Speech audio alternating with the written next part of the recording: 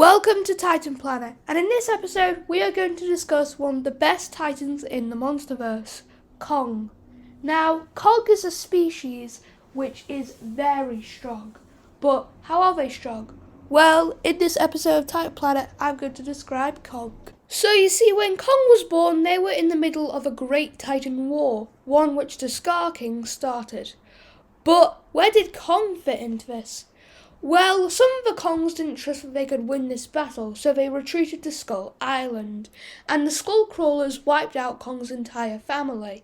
But he managed to survive, and he had to live on the island by himself, facing against the Skull Crawlers and saving the Iwi. In Kong Skull Island, we see Kong for the first time ever in the monsterverse, and he stands at around 108 feet tall, which is definitely really big, but to other monsters like Godzilla, he is tiny.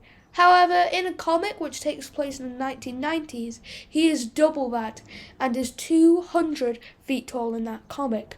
But then we see in Godzilla vs. Kong, he is now 333 feet tall. So in the span of 50 years, he's gone from 108 feet to 333 feet tall. Wow, that is a big monkey. However, we are just scratching the surface of Kong. What about his speed? Even though we cannot actually calculate how fast Kong is, he is definitely very fast, as we have seen him outrun many titans and even Godzilla while he is on land. Now, speed is definitely an important factor for Kong, as if he knows when to get out of a battle, he can easily escape. Also, Kong is known to be incredibly strong. Since Kong is a gorilla, he can lift up to 10 times his body weight, as gorillas are known to lift up to that, meaning Kong can lift many titans. That means he could possibly lift up Godzilla and throw him. But hey, we've never seen him do it, so maybe he can't. But Kong's real power doesn't come from his strength or his size or even his speed. It comes from his intelligence. You see, gorillas are known to be incredibly smart animals, and this applies to Kong. As you can see, he is known to use tools such as the battle axe, and also, if he grew up on Skull Island all by himself, then he had to learn all of this alone, meaning he is self-taught. Kong is definitely an intelligent creature since he knows how to use tools, he knows what to do in situations, and he even knows which fights he can win and which fights he shouldn't go for. Kong is also a fast learner, as we can see in the Hong Kong fight between him and Godzilla.